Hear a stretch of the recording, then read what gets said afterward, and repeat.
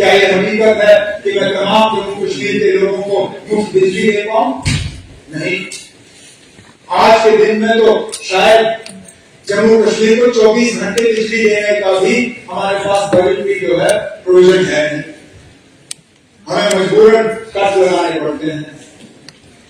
हमारी social welfare scheme है, हालांकि उनको हमने बजट में बढ़ाने का काम किया है, क्या वाकई वो लोगों की जरूरत के मुताबिक है?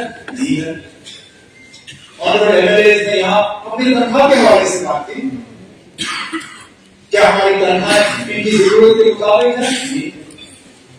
क्या जितना आप गाड़ी के तेल पे खर्च करते हो क्या उतना पैसा हम आपको देते हैं? नहीं। तो हकीकत यह है जितना हमें चाहिए उतना है नहीं, लेकिन जितना है उसका सही इस्तेमाल हो, उस वाले समय तक की तकलीफ शुरू की। कैमरा इधर आ गया। तो मैं फिर ये बात दोहराता हूं उसी के साथ, मेरी बात पेसिमिस्टिक नहीं थी, रियलिस्टिक थी। हकीकत को मद्देनजर रखते हुए, सामने रखते हुए मैंने अपनी बात की। अंग्रेजी में एक कहावत है, cut your coat according to the law. अपना कोट वैसा ही सियो जितना आपके पास कपड़ा है। और हमने बजट में भी यही कोशिश की। हमने हवा में बात नहीं की, बढ़ चढ़ा के पेश नहीं किया। हमने वो बातें नहीं की जिनके लिए हमारे पास पैसा नहीं है। सोच समझ के हमने ये बजट पेश किया ताकि जो हमने सोशल वेलफेयर मेजर्स इस बजट के तहत प्रपोज किए हैं उनका इन्फ्लेशनरी इफेक्ट लोगों पर ना पड़े। सजाद साहब ने, हालांकि मैं हाउस में मौजूद नहीं था, लेकिन जवाब तैयार करते हुए मैं तकरीर सुन रहा था। मैं पूछा कि will this budget have an inflationary effect, a massive inflationary effect? बिल्कुल नहीं। मामूली थोड़ा सा अगर होगा भी, लेकिन हमें वो भी नहीं लगता है। और हमें बढ़ चढ़ा के जो है ज्यादा लोगों के ऊपर दबाव लगानी है, बोझ नहीं है। जिम्मेदारी से काम और आगे भी इसी जिम्मेदारी से जो है हम लोगों की मुश्किलात हल करेंगे।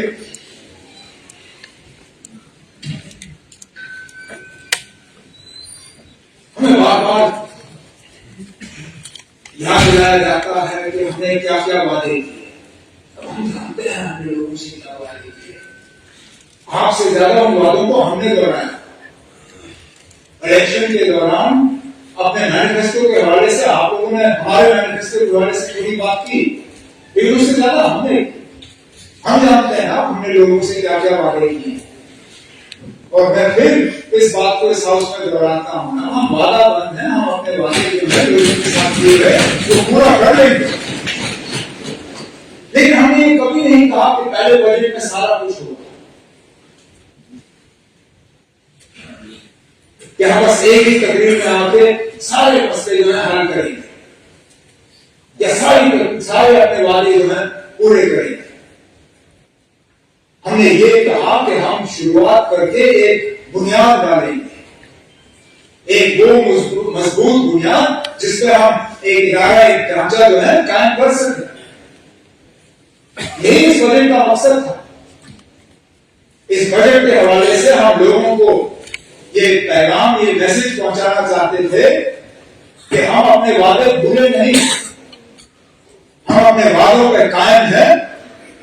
और जैसे जैसे ये हुकूमत का जो है टर्म आगे बढ़ता जाएगा, हम अपने वादे जो है पूरे करेंगे। इसके लिए हमने जो है एक शुरुआत की। अब क्या पता है अगर हमने सबसे गरीब लोगों को सबसे पहले मदद की, क्या ये गलत है? क्या हमें सबसे ज्यादा अमीर लोगों को पहले मदद करनी चाहिए थी? हमने शुरुआत वहां की जहां इस शुरुआत की सबसे ज्यादा जरूरत थी। और इंशाल्लाह जिस तरह मकान बनता है, पहले आप बुनियाद डालते हो, फिर पहला मंजिल डालते हो, फिर स्लैब चढ़ाते हो, फिर दूसरा मंजिल चढ़ता है, फिर छत लगाते हो, इसी तरह इस बजट में हमने घर की बुनियाद डाली। इंशाल्लाह अगले बजट में घर का पहला मंजिल बनेगा और उसके बाद आगे के बजट तक हम घर का छत करा के उस घर को लोगों के हवाले करेंगे, फिर लोगों को है वो उस मकान को पसंद करें या ना करें, हम अपनी तरफ से जो है अपना काम कर लेंगे।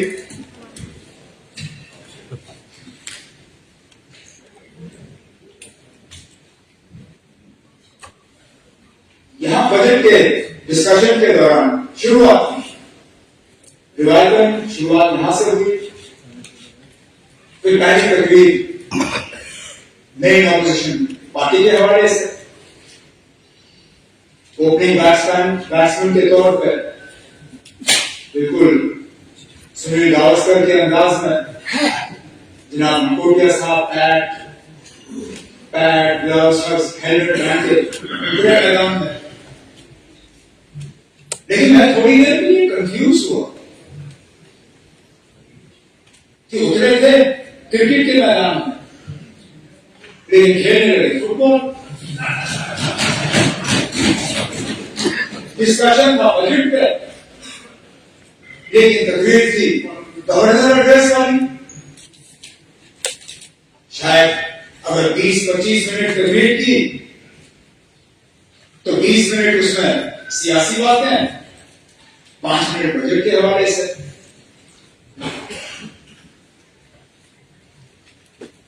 गवर्नर साहब के खुतबे के डिस्कशन के बाद जब यहां पे गवर्नर की तरफ से मैंने जवाब दिया, उसके बाद मैंने कहीं से सुना था कि मेरे जवाब को लेके थोड़ा एक टेंशन सा बन गया था,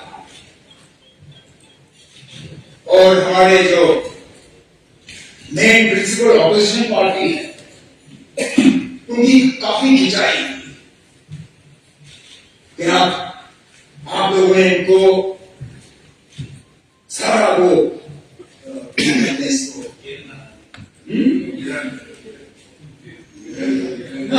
आपने घेरा नहीं, इनको सारा जो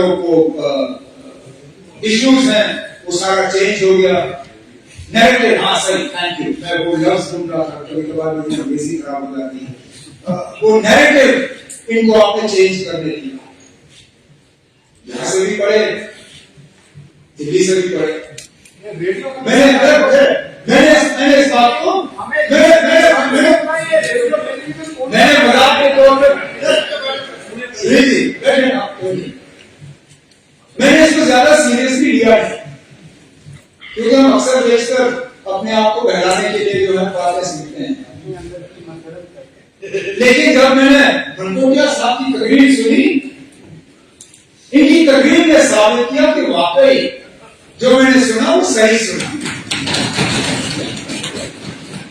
क्योंकि जिन जिन चीजों पे हमने सुना था इनकी जुदाई हुई, बिल्कुल उन्हीं चीजों पे मनकोटिया साहब ने अपनी तकरीर की। 370 महाराजा साहब, डोगरा रूल, 13 बजट के हवाले से कोई खास बात हुई नहीं। हालांकि ओपनिंग में उन्होंने मुझे बहुत गुंजाइश छोड़ी कि मैं उसी तरफ जाऊं। प्रेसिडेंट रखा, मैं चाहता तो मैं भी अपनी सारी तकरीर वहां खींच लेता, मुझे बजट पे बात करने की जरूरत नहीं पड़ती, लेकिन मैंने जितना कहना था एलजी साहब के खुतबे के दौरान कह दिया। मुझे नहीं लगता आगे कुछ कहने की जरूरत है।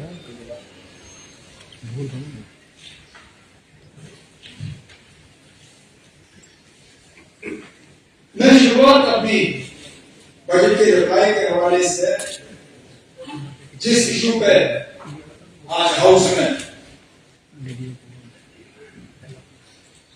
थोड़ी देर के लिए बहस चली, मैंने बीच में इंटरव्यू किया। हमारे जो एडहॉक डेली वेजर्स, जिनको मैंने इससे पहले जब थोड़ी देर के लिए खड़े होकर कहा, मैंने कहा इनका एक सोशल इश्यू है, ह्यूमैनिटेरियन इश्यू। गवर्नमेंट के लिए तो ये पैसों का मामला है, लेकिन उनके लिए मामला अलग है। जो उनके साथ हुआ कल, मैं उस पर दोबारा नहीं आऊंगा, लेकिन फिर मैं माफी चाहता हूँ, मैं बार बार मंगोटिया साहब का जिक्र करता हूँ, लेकिन उठे ही यही है, नहीं तो किसी और का नाम लेता हूँ। इन्होंने मुझे कहा कि ये नौबत आई क्यों? अच्छा किया आपने पूछा ना, ये नौबत आई क्यों? मैं भी जानना चाहता हूँ ना, नौबत क्यों आई?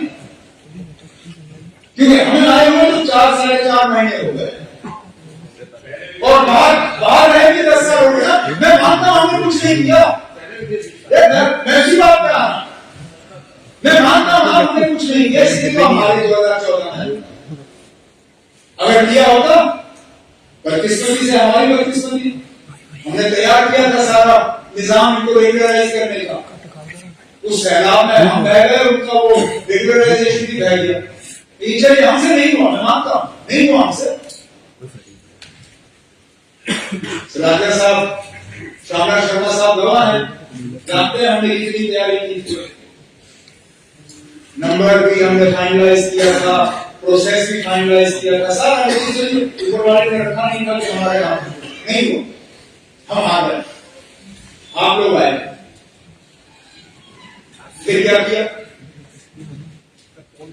मैंने गहराई से इसमें जाने की कोशिश की कि आपने किया क्या आप लोगों ने, जब आपको मौका मिला। मैंने पुरानी बजट की स्पीचें निकलवाई, जिसमें आप सब हुकूमत में शामिल थे, लगभग सारे जो साइड बैठे हैं, 500 रुपए मिलते तो साल से 2 बार हमने सारे हर बजट स्पीच में आपने ही डेली वेजरों के साथ जो है बातें की।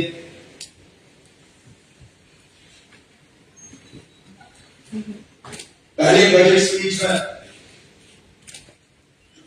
पैरा 173, 174, 175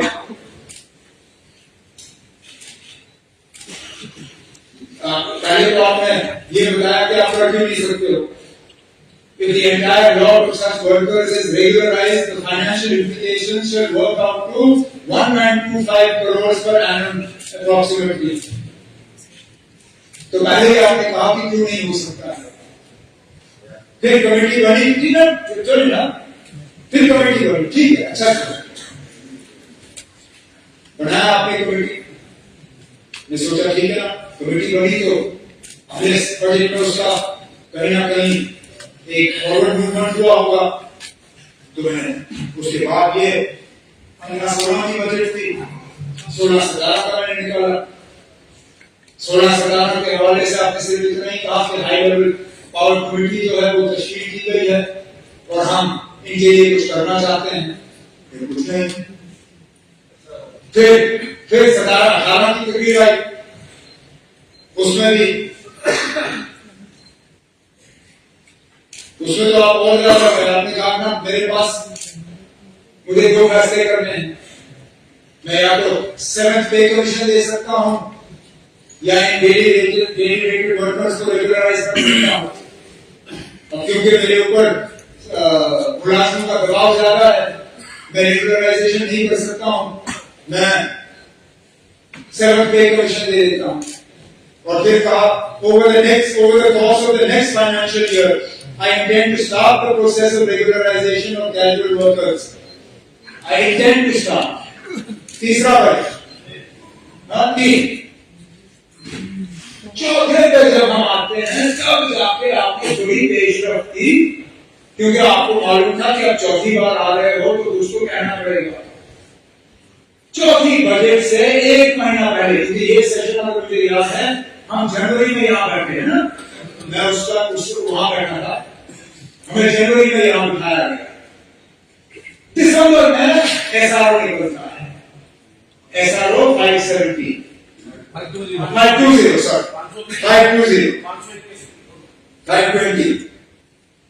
तो उस SRO के हवाले से फिर बजट में बात आ जाती है। As you are aware, the government has put into place a comprehensive policy, and this policy seeks to address the implementation will ensure sustainable livelihood for them. अच्छा, SRO भी निकला, कितने लोग रेगुलराइज हुए आपके SRO के तहत? 570। इस नंबर के तहत जो बजट में आपने दिया 1000 के आसपास आपने उस वक्त नंबर दिया था डेली वेटेड वर्कर्स। 570 आपने रेगुलराइज किए चौथे बजट तक। चलिए 18 महीने आपकी हुकूमत गई, गिरा दी आपने हुकूमत, महबूबा जी वज़ीर आला रही नहीं, गवर्नमेंट गई। उस एसआरओ को आगे चलाना चाहिए था, गवर्नमेंट की पॉलिसी थी, वहीं रखा, जहां पर आप लोग छोड़ गए वहीं रखा। और फिर ठीक 2 साल पहले जेके रीऑर्गेनाइजेशन एक्ट को सामने रखते हुए उस एसआरओ को कैंसिल किया गया। उनके रेगुलराइजेशन का जो थोड़ा सा दरवाजा खोला हुआ था, उस दरवाजे को बंद किया। फिर आप पूछते हो ना कि सड़क पे क्यों आए? जब इनके रेगुलराइजेशन का दरवाजा ही बंद किया गया, और जब बंद किया गया आप लोगों ने कुछ कहा नहीं, तो ये नौबत तो आनी ही थी।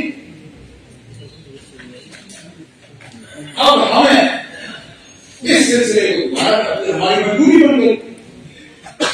अब जब ना रेगुलराइजेशन के लिए एसआरओ, जब ना कोई फ्रेमवर्क, अब इन सालों में इनके नंबर में क्या तब्दीली आई, उस पर भी अब शायद अग्री करना आज के दिन में मुश्किल होगा। क्योंकि इस बजट को जब मैं देखता हूं नंबर 61,000, जब मैं गवर्नमेंट का नंबर देखता हूं तो उससे कहीं गुना ज्यादा। तो हमें ये सिलसिला हम जीरो से शुरू कर रहे हैं।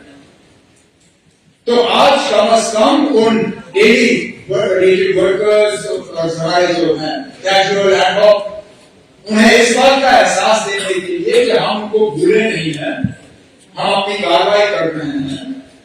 मैं आज एक कमेटी इस हाउस के जरिए से अनाउंस करना चाहता हूं।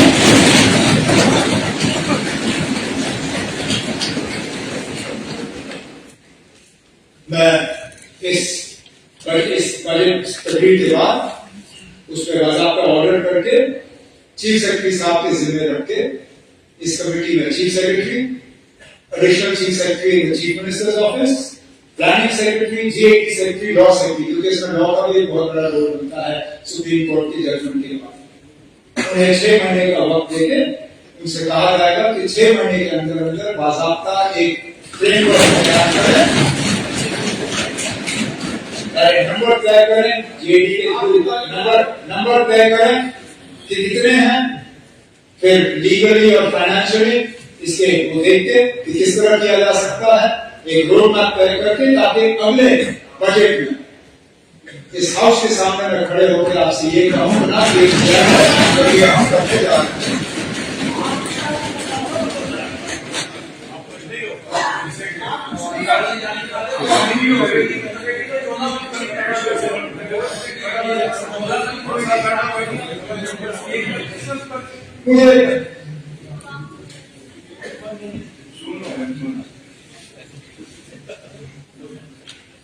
यहां लव लेटर्स के हवाले से बात करते हैं। जब भी हम बात करते हैं तो कहते हैं सर लव लेटर, गवर्नर साहब का, एलजी साहब का खुतबा लव लेटर, ठीक है क्या, ये वाला बजट स्पीच ये भी लव लेटर। अब मैं फूक के कदम रखता हूं कि मैं कुछ बोलूं तो कहीं इसको ना लव लेटर के तौर पे लिया जाए, लेकिन मैंने इसको लव लेटर ओन किया।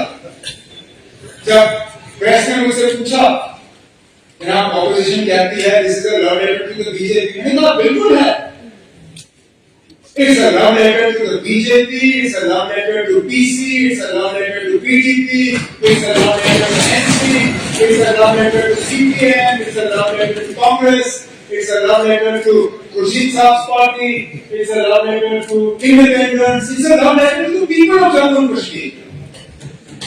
लव लेटर, आप लव लेटर क्यों लिखते हो? प्रेम का इजहार करने के लिए, मोहब्बत का इजहार करने के लिए।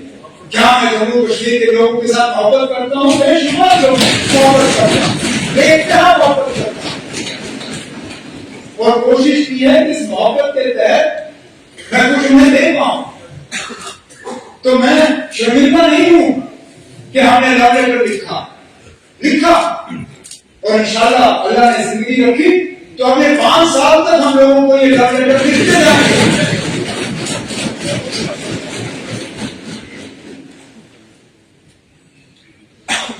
ठीक, क्या गुनाह है अब अगर हम किसी का शुक्रिया करें, क्या नाशुक्रगुजार करें?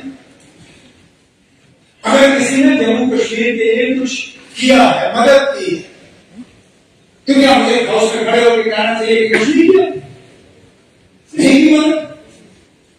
अगर ऑनरेबल प्राइम मिनिस्टर साहब ने, होम मिनिस्टर साहब ने, फाइनेंस मिनिस्टर साहब ने जम्मू कश्मीर की मदद की है, तो क्या शर्माऊं मैं? क्या मुझे शर्मिंदा होना चाहिए? मैंने उस दिन मदद शुक्रिया किया, आज फिर करूंगा। मैं फिर दोहराता हूं, मैं शुक्रगुजार हूं कि उन्होंने जम्मू कश्मीर की मदद की।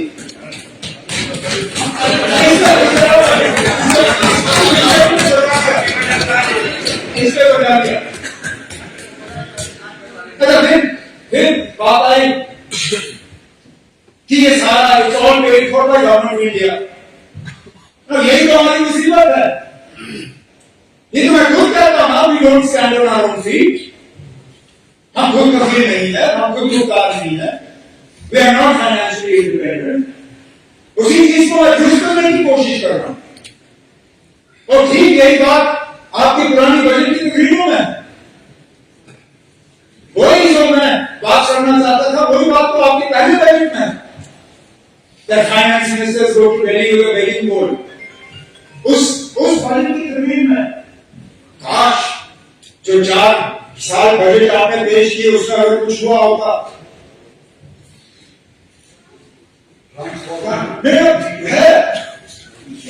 In common parlance, I am asserting that I shall not go with a begging bowl to New Delhi. That we will stand on our own feet. नहीं हो पाया, नहीं हो पाया। और जो बात उन्होंने उस तकरीर में की वो आज भी सही। लगभग 35,000 जितना भी हमारा कैपेक्स है उसको खर्च करने के लिए 70,000 से ज्यादा तो हमारा रेवेन्यू एक्सपेंडिचर है। तो 35,000 करोड़ पे काम करने के लिए हमें 70,000 करोड़ से ज्यादा तनख्वाहें देनी है। आप प्राइवेट सेक्टर में किसी भी कंपनी को इस तरह चलाओ तो बैठ ही जाए। 35,000 करोड़ का सामान बेचने के लिए अगर आप 70,000 करोड़ से ज्यादा तनख्वाहें दे तो कौन सी कंपनी चलेगी? साल, 1 साल, 2 साल, उसके बाद हम जानते हैं ना कि हमें बजट की सपोर्ट मर्कज से लेना पड़ता है। तभी तो हम उन सेक्टर्स को आइडेंटिफाई करने की कोशिश कर रहे हैं जिसमें हम कमाना शुरू करें। तभी मैंने दोबारा इस बजट के हवाले से पावर सेक्टर पर जोर दिया। मैंने कहा कि चुनाव पे जो हमारी कैपेसिटी है उसको डेवलप करना। टूरिज्म के लिहाज से मैंने बात की, न्यू टूरिज्म डेस्टिनेशंस के हवाले से बात की, न्यू इंडस्ट्रियल एस्टेट्स के हवाले से बात की, स्टार्टअप पॉलिसी और एंटरप्रेन्योरशिप के लिए मैंने बात की। क्योंकि हम चाहते हैं कि हमारी कमाई और ना जाना पड़े हमें दिल्ली। शायद हमारे इस 5 साल की हुकूमत में ये सिलसिला पूरी तरह से बदलेगा नहीं, लेकिन शुरुआत तो कम से कम हम पहुंचे वहां पर, तो ये सही है कि जम्मू कश्मीर का बजट जो है उसका ज्यादातर बोझ मरकज की बजट को पड़ता है। लेकिन ये आज की बात नहीं है, सिर्फ पिछले 4 महीने की बात नहीं है। मुझे नहीं पता प्री रिटर्नेंसी क्या हालत थी, वो तो राजा साहब इतना जानते हैं, लेकिन कम से कम रिटर्नेंसी के शुरू होने के बाद तो यही हालत थी। हमने इस बजट के जरिए लोगों को थोड़ी सी राहत देने की कोशिश की। मैं फिर ये बात अपने साथियों के लिए दोहराता हूं,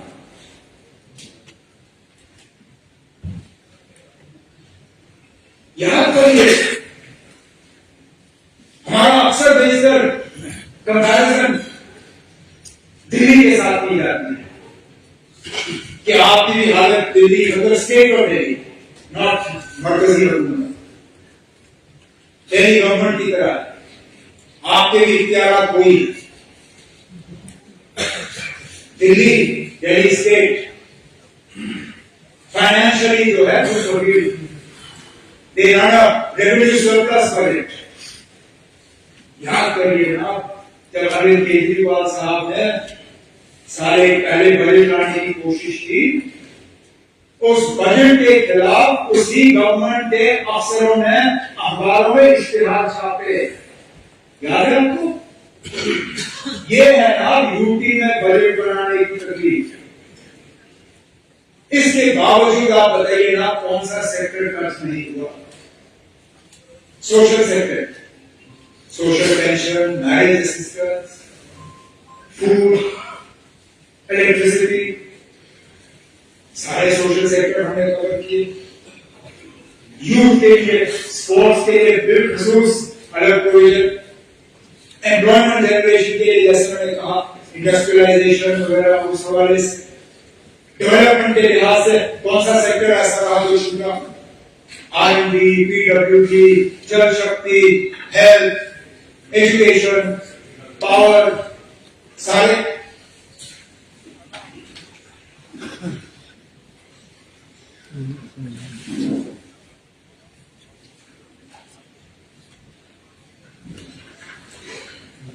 हमने कुछ नई स्कीम है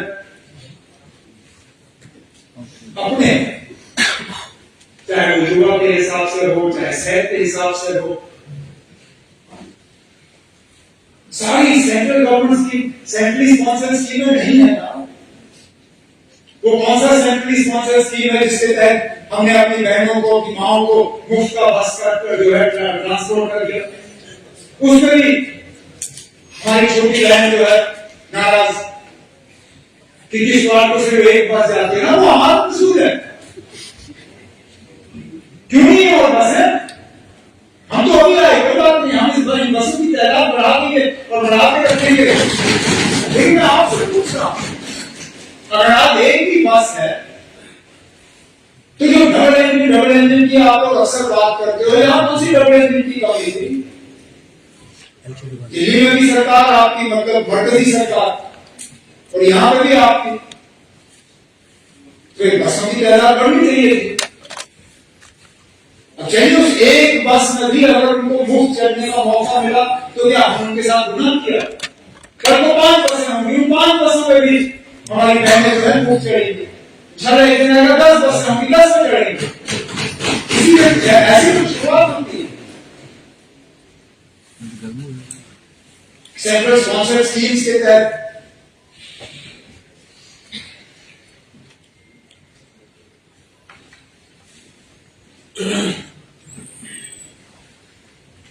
एक गलत फहमी बीच में हो जाती है कि सेंट्रल स्पॉन्सर्ड स्कीम्स जो है वो सिर्फ वहां से आता है और यहां इस्तेमाल होता है। कई सारी ऐसी सेंट्रली स्पॉन्सर्ड स्कीम्स है जहां जिसमें हम उनको ऑपरेट करते हैं, वहां से कम आता है, यहां से उनको बढ़ाने का काम होता है। तो जब उनका यहां असेंबली का जिक्र होता है कोई गलत बात नहीं है। मिसाल के तौर पर पीएम जो गोल्ड कार्ड, उस पीएम गोल्ड कार्ड के तहत सिर्फ बीपीएल तक कवरेज है। उसके जो बाकी 18 लाख फैमिलियां हैं उसका खर्चा हम उठाते हैं। तो ये जो आप बार-बार की तकरीरों में कहते हो कि पीएम गोल्ड कार्ड का पूरे जम्मू कश्मीर को वहां से कवरेज है, नहीं है। अगर सिर्फ उस सेंट्रली स्पॉन्सर्ड स्कीम को हम यहां इंप्लीमेंट करेंगे सिर्फ बीपीएल कवर होता है। पूरे जम्मू कश्मीर को कवरेज के दायरे में जम्मू कश्मीर के बजट का पैसा आता है।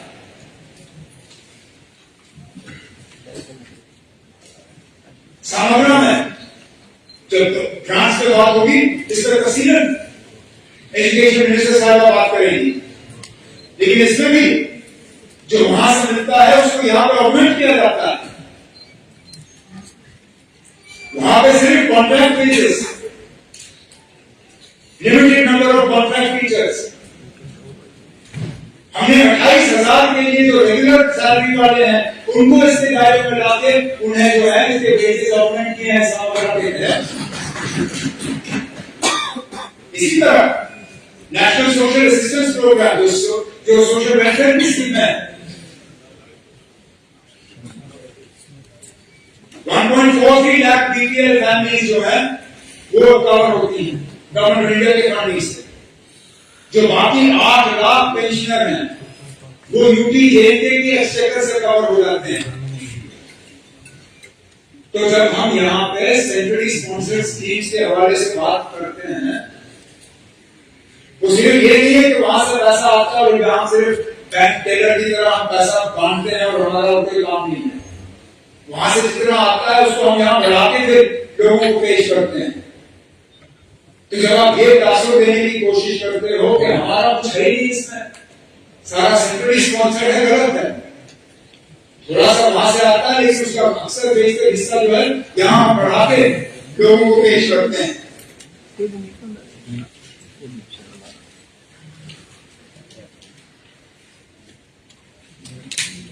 इन तमाम चीजों में और इसलिए सेक्टर वाइज और इन चीजों पर नहीं जाऊंगा डिटेल में क्योंकि मैं जानता हूं कि कल से ग्रांट शुरू होगी और तफसीलें हर डिपार्टमेंट को दिया जाएगा।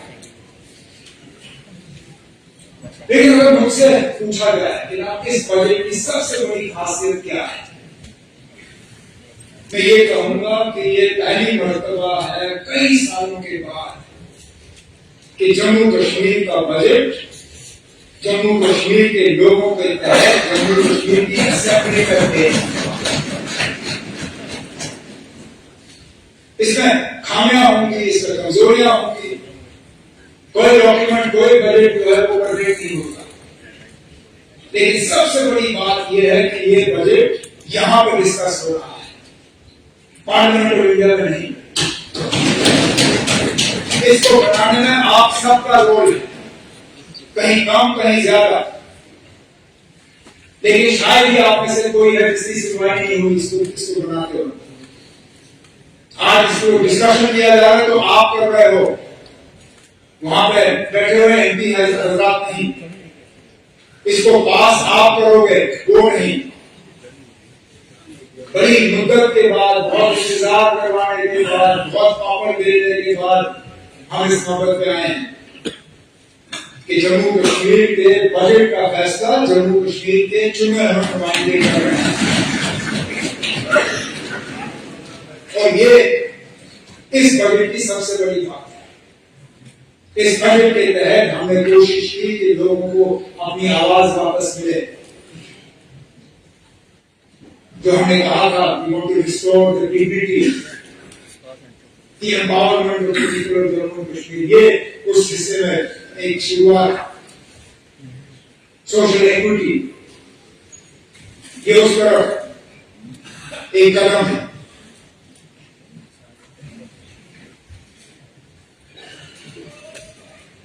इसके साथ जम्मू कश्मीर के आवाम को ये यकीन देते हुए कि हमने चंद छोटे कदमों से अपना सफर शुरू किया है। तो कहते हैं कतरा कतरा समुद्र बनता है, इनको कतरे ही मान लीजिए, लेकिन इन कतरों को जमा कर दे इंशाल्लाह हम 5 साल के बाद वो समुद्र पेश करेंगे।